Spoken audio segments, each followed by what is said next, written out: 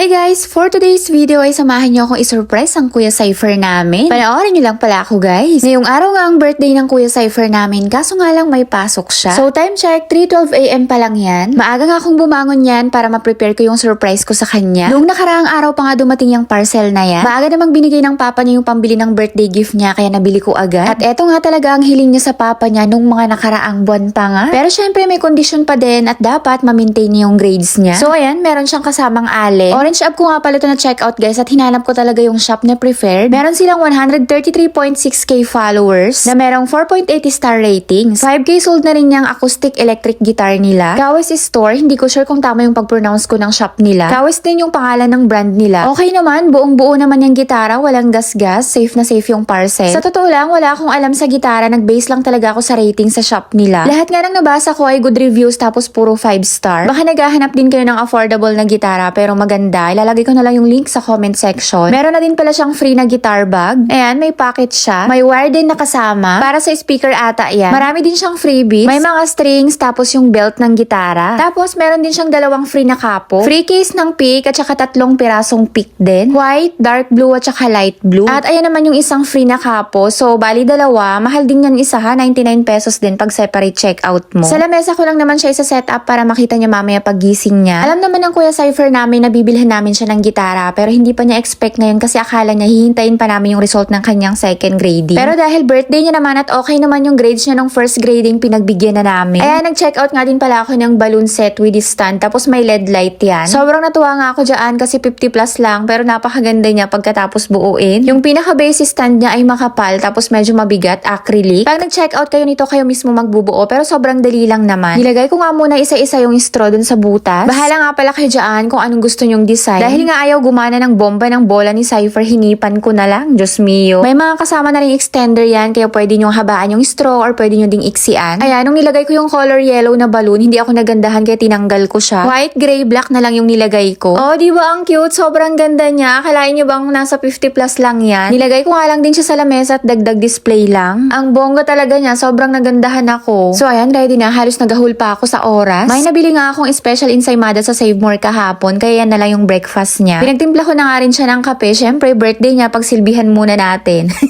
Hindi muna kami mag-aaway for one day. Charis. So yan, gigisingin ko na siya. Gising na, Cypher. 30 na. Bangon na.